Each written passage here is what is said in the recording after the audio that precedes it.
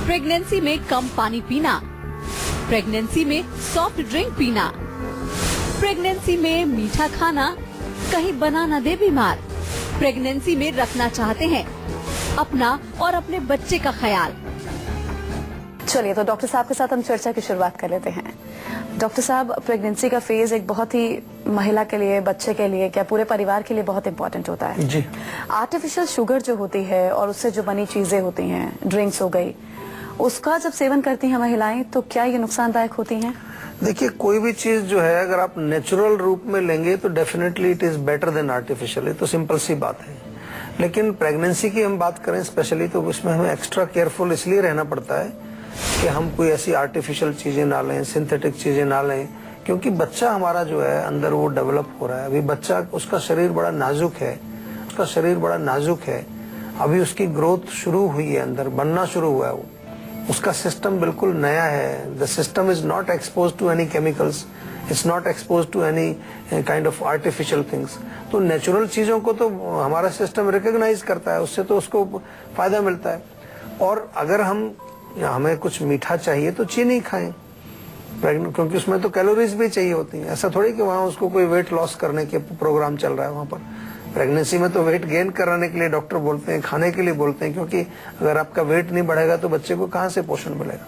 तो इसलिए आपको ये चीजें अवॉइड करनी चाहिए और नेचुरल शुगर खाइए, गुड़ खाइए, और चीजें जो हमारी नेचुरल हैं उनका सेवन करिए। Of course if you are diabetic, अगर आपको शुगर है या कई बार प्रेगनेंसी में आपको डायबिटीज हो जाती है, तब आपको उसका ऑल्टरनेट देखना है। कुछ चीजें ऐसी जो कि उसमें आपको जो है फिर चीनी का वैसे ही परहेज आपको डॉक्टर बताएंगे, तो उस कंडीशन में एक अलग सिचुएशन है। बट नॉर्मली जो है आपको नेचुरल शुगर का ही सेवन करना चाहिए। अच्छा डॉक्टर साहब, कई महिलाओं को सॉफ्ट ड्रिंक और सोडा की बहुत ज्यादा लत होती है। जी जी। तो ऐसे में प्रेगनेंसी के फेज में अगर हम उसका सेवन करते हैं तो क्या ये भी हमारी सेहत के लिए खतरनाक है, हमारी और बच्चे की? बिल्कुल खतरनाक है, क्योंकि देखिए सोडा जो होता है, सॉफ्ट ड्रिंक्स होती हैं, उनमें कई सैकरीन होती है उसके अंदर, उसमें कई ऐसी चीजें होती हैं जो कि हम जिनको कहते हैं कि वो हमारे त्वचा के लिए, हमारे शरीर के लिए अच्छी नहीं है।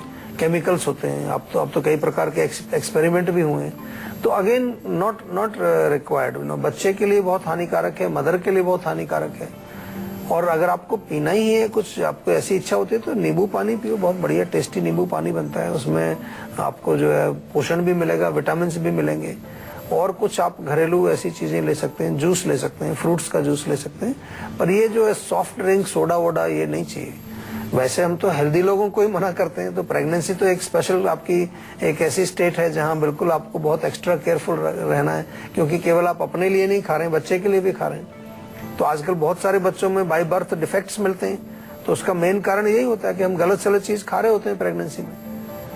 तो ये बहुत इंपॉर्टेंट है। आपको अच्छा भोजन करना है, साफ सुथरा करना है, नेचुरल चीजों का सेवन करना है। अच्छा, जीरा खाने को कहा जाता है प्रेगनेंसी के दरमियान महिलाओं को, ऐसा क्यों कहा जाता है? जीरा खाना क्यों इम्पोर्टेंट है? क्योंकि बेमिसाल औषधि की तरह जी इसको कहा गया। जीरा, देखिए जीरा भी खाते हैं, जीरे का पानी भी पीने को बोलते हैं, क्योंकि वो डाइजेशन के लिए बहुत अच्छा है। कॉन्स्टिपेशन अगर है, कई बार गैस वगैरह होती है, कब्ज हो जाती है, कई बार ब्लोटिंग हो जाती है प्रेगनेंसी के दौरान, तो उसके लिए बहुत अच्छा है। इतना ही नहीं, आपकी बॉडी में जो है टॉक्सिन्स को बाहर निकालता है, डिटॉक्सिफाई करता है, यूरिनरी सिस्टम को भी साफ करता है। आपने सुना होगा, कई बार अपने शो में हम बताते हैं कि कोई यूरिनरी इन्फेक्शन हो जाए, किडनी में कोई प्रॉब्लम, तो जीरे का पानी या धनिये का पानी हम पीने के लिए बताते हैं। और इसमें जो है कुछ ऐसे तत्व भी पाए जाते हैं जो पोषण भी देते हैं। अनीमिया में भी इसका प्रयोग किया जाता है, खून बनाने के लिए भी इसमें जो है कुछ ऐसे तत्व हैं जो आपकी बॉडी में खून बनाने का काम करते हैं। तो इसलिए जीरा जो है अच्छा है और एक अच्छा स्पाइस है। फ्लेवरिंग भी होती है। कई बार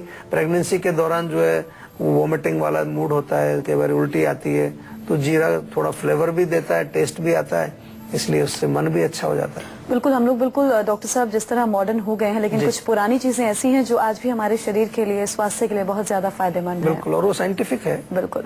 अच्छा, सेब की क्या इम्पोर्टेंस है? क्योंकि सेब भी खाने को कहा जाता है। देख, सेब तो वैसे हेल्थ के लिए अच्छा ही कहते हैं सभी लोग। आपने सुना होगा Apple a day keeps the doctor away, ये तो बहुत पुरानी कहावत है। क्यों? उसमें न्यूट्रिशन बहुत है, पावर फूड इसको बोलते हैं। और प्रेगनेंसी में पावर एनर्जी तो बहुत चाहिए, समय समय पर उसको कुछ खाते रहने के लिए डॉक्टर भी बोलते हैं। सेब के अंदर जो है अगेन आयरन भी होता है, उसमें थोड़ा कैल्शियम भी होता है, हड्डियों के लिए बहुत अच्छा है, खून बनाने के लिए बहुत अच्छा है। सेब जो है इजीली डाइजेस्टेबल है, आपके पेट क्योंकि कुछ फाइबर भी होता है उसमें, तो डाइजेस्टिव सिस्टम के लिए भी अच्छा है। तो इसलिए प्रेगनेंसी में डेफिनेटली सेब भी खाना चाहिए, खजूर खाना चाहिए, किशमिश खानी चाहिए, बादाम भिगो करके खाना चाहिए। सारे नेचुरल जितने भी हमारे जो एनर्जी बूस्टर्स हैं, जिनको कि हम बार बार अपने शो में भी जिक्र करते रहते हैं, उनका सेवन जरूर करना चाहिए। अखरोट ऊर्जा का एक बहुत बड़ा सोर्स है जो पोषण संबंधी जरूरतों को पूरा करने का काम करता है। अखरोट का सेवन माँ और बच्चे दोनों के लिए कितना फायदेमंद है, डॉक्टर साहब से हम जान लेते हैं। डॉक्टर साहब, अखरोट तो देखिए ब्रेन के लिए हम बार बार बताते हैं अपने शो में भी, इसमें एंटीऑक्सीडेंट्स होते हैं, ओमेगा 3 फैटी एसिड्स इसमें होते हैं, नर्वस सिस्टम के लिए बहुत अच्छा है, ब्रेन के लिए बहुत अच्छा है, मेमोरी के लिए बहुत अच्छा है। इसलिए जो है जो प्रेग्नेंट लेडीज हैं, बच्चे का भी ब्रेन डेवलप हो रहा है, बच्चे के अंदर भी काफी सारे नर्वस सिस्टम से रिलेटेड हमें स्पेसिफिक कुछ पोषण चाहिए, तो अखरोट का सेवन करना चाहिए। मैं तो बल्कि यहाँ तक बताता हूँ कि अखरोट को भिगो करके खाएं तो ज्यादा अच्छा है। उसकी थोड़ी हीट छोटी मोटी जो उसमें गर्मी होती है वो निकल जाती है। हार्ट के लिए बहुत अच्छा है, कोलेस्ट्रॉल को भी ठीक करता है, और भी कई सारे काम अखरोट करता है, लेकिन ज्यादा मात्रा में नहीं खाना है। 4-5 अखरोट से ज्यादा एक दिन में नहीं खाना चाहिए। ज्यादा खाने से भी प्रॉब्लम बढ़ जाती है, नुकसान हो जाता है उससे। अच्छा डॉक्टर साहब, कुछ दिनों पहले आपने शो में बताया था कि प्लास्टिक के बर्तनों में खाना तो खैर सबके लिए ही नुकसानदायक है जी।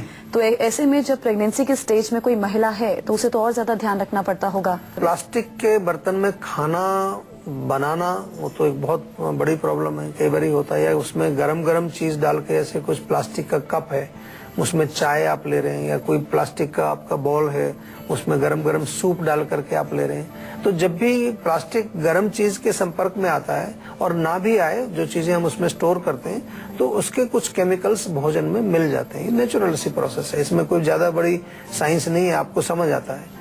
और उसमें जो केमिकल्स होते हैं, कई ऐसे खतरनाक केमिकल्स उसमें प्लास्टिक में होते हैं। आपने देखा भी होगा, आजकल सुना भी होगा कि प्लास्टिक कोई जानवर भी खा लेता है, कई बार गाय खा लेती है तो उसकी मृत्यु हो जाती है, क्योंकि उसमें केमिकल्स है, उसमें पॉइजनस चीजें। डाइऑक्सिन एक होता है उसमें।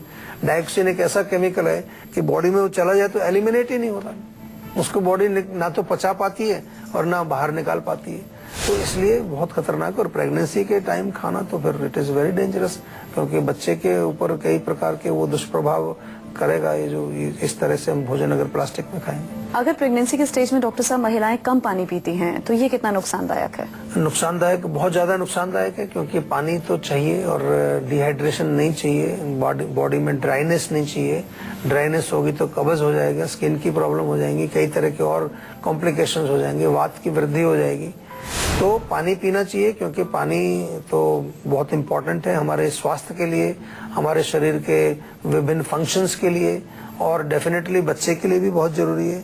पानी पीने से जो है हम डिहाइड्रेशन को जो प्रिवेंट करते हैं।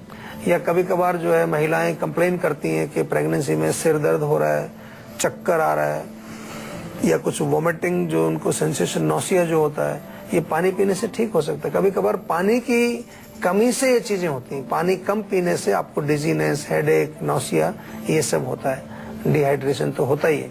तो अगर पानी आप कम पिएंगे तो ये प्रॉब्लम्स आपको आएंगी, और पानी ठीक से पिएंगे, नियमित पिएंगे, तो ये प्रॉब्लम आपको नहीं आएगी। डॉक्टर साहब, गर्भावस्था में वॉमिटिंग होना एक स्वाभाविक सी बात है जी। तो ऐसे में हार्मोनल बदलाव भी जो होते हैं, आंतरिक तौर पर, बाहरी तौर पर बहुत से बदलाव होते हैं जी। उल्टियों की रोकथाम के लिए हम कैसे बच सकते हैं, क्या कुछ कर सकते हैं? देखिए, उल्टियां डेफिनेटली जो फर्स्ट 3 मंथ्स होते हैं उसमें काफी ज्यादा नौसिया, वॉमिटिंग, कभी कभार उल्टी नहीं भी होती है, केवल एक फीलिंग होती है। तो ये डेफिनेटली क्योंकि अंदर चेंजेस हो रहे हैं, बच्चे का जो है ग्रोथ हो रहा है, हार्मोनल चेंजेस हो रहे हैं, बॉडी में काफी सारा कुछ चल रहा है अंदर, तो उसका एक रिएक्शन होता है। इसको कभी कभार नॉर्मल भी माना जाता है, लेकिन काफी जो है एक बेचैनी वाली स्थिति है, बहुत जो है अच्छी स्थिति नहीं होती महिला के लिए। तो क्या कर सकते हैं, कई चीजें कर सकते हैं हम लोग। अदरक का छोटा सा टुकड़ा लेके, ज्यादा बड़ा नहीं, छोटा सा टुकड़ा लेके उसको चबाते रहिए, मुंह में चूसते रहिए, उससे फर्क पड़ेगा। या फिर जो है सौंफ थोड़ी ले लीजिए और सौंफ आप चबा सकते हैं, उससे भी काफी आपका जो है जो जी मिचलाना है, या एक तरह से कहें कि नौसिया की जो फीलिंग है, वो काफी रिलीफ उसमें मिलता है। और नींबू भी आप थोड़ा यूज कर सकते हैं। नींबू ले लें, थोड़ा उस पर काला नमक डाल के उसको थोड़ा चाटते रहें थोड़ा थोड़ा, तो उससे भी आपका जो है थोड़ा डाइजेस्टिव सिस्टम भी ठीक हो जाता है, और आपका जो ये वॉमिटिंग वाली जो सेंसेशन है ये थोड़ी सी दूर हो जाती है। या थोड़ा थोड़ा पानी पीते रहें, या नींबू पानी ले सकते हैं, थोड़ा थोड़ा उसको बीच बीच में सिप करते रहें। एसिडिक चीजें नहीं खानी, कोई भी चीज जो एसिडिक होगी, जो तेजाब बनाएगी, चाय, कॉफी, मिर्ची, अचार, ऐसी चीजों को अवॉइड करना, क्योंकि एसिडिटी से फिर और ज्यादा वॉमिटिंग आपको आने के इच्छा होती है और वॉमिटिंग उससे आती है। गर्भावस्था के दिनों में अक्सर महिलाओं को अपच, कब्ज और गैस की समस्या हो जाती है। ये समस्या शुरुआती दिनों में सबसे अधिक होती है। प्रेगनेंसी में इन समस्याओं से आप बच कैसे सकते हैं, क्या आप खास कर सकते हैं, डॉक्टर साहब आपको बताएंगे। डॉक्टर साहब बताइए। देखिए, इनके लिए तो आयुर्वेद में बहुत सारी चीजें हैं, हम तो कितनी चीजें आपको नुस्खे बताते रहते हैं। आंवला बहुत अच्छा है, आंवले का चूर्ण का सेवन किया जा सकता है, या सौंफ, जीरा, धनिया तीनों बराबर बराबर लेकर के उसका चूर्ण बना लीजिए, वो बहुत अच्छा रहता है। सौंफ का पानी पिया जा सकता है, जीरे का पानी बना करके आप पी सकते हैं। और ज्यादा कॉन्स्टिपेशन हो, बहुत ज्यादा सीरियस आपकी जो प्रॉब्लम है, तो थोड़ा त्रिफला चूर्ण रात को ले लीजिए, बिल्कुल सेफ है, कोई नुकसान नहीं होता उसका। और दूध पीने के लिए तो डॉक्टर भी बताते हैं आपको, दूध पीने से भी आपका पेट जो है साफ हो जाता है। कॉन्स्टिपेशन हो तो रात को गरम गरम दूध पिए, उसके साथ 1 चम्मच त्रिफला चूर्ण भी आप ले लें। इस तरह से आप अपने पेट को ठीक रख सकते हैं। बहुत इंपॉर्टेंट है कि आपका पाचन सही रहे प्रेगनेंसी के दौरान, क्योंकि जो आप खाना खाते हैं, जो भी आप पोषण के लिए चीजें लेते हैं, वो पचना बहुत जरूरी है। गोरखपुर से हमारे दर्शक महेश जुड़े हैं, आप पूछ सकते हैं क्या पूछना चाहते हैं। सर नमस्ते। नमस्कार। सर अभी अभी बरसात में सर मैं फिसल के गिर गया था एक बार, दाहिने पैर के घुटने में सर बड़ा दर्द रहता है। अच्छा। ठीक है, 2 बार सर चोट लग चुकी है इसमें, अब उसी जगहों पे दर्द रहता है, अंदर की तरफ से दाहिने तरफ बीचों बीच घुटने में होता है सर। तो कोई एक्सरे वगैरह कराया आपने? नहीं, एक्सरे सर मैंने डॉक्टर को दिखाया था, वहाँ पे तुमने कहा कि भाई एक्सरे कराओ, कराया तो नहीं, कहा लीगामेंट नहीं, इंजरी उसमें क्या लग होता है ना रही कि देखिए, घुटने के आगे के हिस्से में चोट लगी है, गिर पड़े हैं आप, तो एक वहाँ छोटी सी हड्डी होती है, कई बार हड्डी में कोई हेयर लाइन फ्रैक्चर आ जाता है, दिखाना चाहिए, एक्सरे जरूर कराना चाहिए। लेकिन मैं आपको इसके लिए एक इलाज बताता हूँ, बहुत बढ़िया इलाज है। एक तो आप थोड़ा सा गुड़ ले लीजिए, उसको गर्म करें, फ्राई पैन में थोड़ा तेल डाल लीजिए ताकि चिपकेगा नहीं ज्यादा, और उसमें हल्दी डाल करके उसका एक पेस्ट बनाइए। वो पेस्ट वहां पर आप बांध लीजिए, रात को सोने से पहले हल्का सा गरम गरम बांधिए, और सुबह उसको आप खोल दीजिए। सुबह जब खोलेंगे उसके पश्चात आपको थोड़ा सा गर्म पानी, नमक मिला करके उससे सिकाई करेंगे, और तेल, कोई भी तेल ले लीजिए, तिल का तेल या जीवा का एक पेन काम ऑयल इजीली मिलेगा आपको, उससे मालिश करके, और फिर एक क्रेप बैंडेज टाइप की जो सॉफ्ट पट्टी होती है वो आप उसमें बांध लीजिए। ये 7-8 दिन लगातार करिए। रात को सोते समय हल्दी वाला दूध पीना है आपको, दूध में थोड़ी हल्दी डाल के पी लीजिए, तो आपकी चोट जो है वो ठीक हो जाएगी, दर्द भी ठीक होगा। छोटी छोटी सी चीजें हैं जिनको कि हमें अपने जीवन में अपनाना है, और आप देखेंगे कि ये कितना चमत्कार करती हैं। कई बार हम जो है इन छोटी सी चीजों को नहीं जो है पालन कर रहे होते हैं, और 50 तरह की हम बड़ी बड़ी चीजें कर रहे होते हैं। तो जो हमारी मेन कॉज है जो हमारे रोग का, उस पर हमें काम करना चाहिए। राजस्थान से जयवीर जुड़े हैं जी, आप पूछ सकते हैं क्या पूछना चाहते हैं। नमस्कार डॉक्टर जी। नमस्कार जी। डॉक्टर जी, मेरे लेफ्ट हैंड में काफी दर्द होता है। अच्छा जी। लेफ्ट हैंड में? हाँ। हाथ के अंदर? हाँ जी, हाथ के अंदर। और टांग में भी होता है क्या? टांग में नहीं, तो सिर्फ हाथ में होता है। अच्छा, आपकी गर्दन से शुरू होता है दर्द? कहाँ से शुरू होता है? पीछे नेक से। अच्छा, देखिए होता क्या है कि पीछे नेक में जब हमारी मसल स्टिफ हो जाती हैं, जिसको कि कई बार डॉक्टर लोग सर्वाइकल भी बोल देते हैं, तो उसके कारण जो है कोई नस दब जाती है और वो पूरा आपके बाजू में पेन आता है। तो इसमें एक चीज तो आपको करनी है, गरम तिल का तेल हल्का सा गरम करके, चाहे तो उसमें थोड़ा लहसुन, अजवाइन और अदरक उबाल लीजिए, बहुत अच्छा नुस्खा बन जाएगा आपका। उस तेल से जेंटल मालिश करें, गर्दन में भी करें, बाजू में भी करें, रोज करनी है, रात को करेंगे तो अच्छा रहेगा। और दूसरा जो है, ठंड से बचाएं उसको। जैसे कई बार बहुत ज्यादा ठंडा एसी का कमरा है, या बहुत डायरेक्ट हवा उसमें पंखे की या किसी चीज की लग रही है, उससे बचाना है आपको।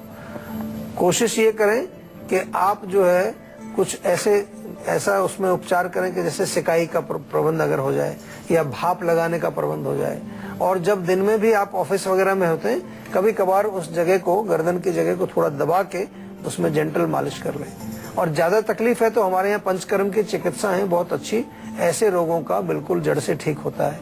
सर्वाइकल हो, कमर दर्द हो, लंबर का पेन हो, सियाटिका का पेन हो, जोड़ों का दर्द हो, या जो भयंकर नाम कई बार आपको दे दिए जाते हैं, डॉक्टर भी कह देते हैं भी आपका रोग बहुत एडवांस हो गया है, इसमें ऑपरेशन कराना पड़ेगा, पहले पंचकर्म जरूर ट्राई करिए आप। मुझे उम्मीद है कि बहुत ज्यादा जो क्रॉनिक रोग हैं वो भी पंचकर्म से ठीक हो जाते हैं। अगर आप लोग भी अपनी सेहत से जुड़ी समस्याओं को सुलझाना चाहते हैं तो आप हमारे सेहत के नंबर 0129404004 पर कॉल कर अपना नंबर रजिस्टर करवा सकते हैं। जब आपको कहीं पर जल जाए, गर्म चीज कुछ तेल लग जाए कुछ, सबसे पहले उसको ठंडा करना है। उसको पानी अगर डालें, ठंडा पानी डालें तो अच्छा रहता है।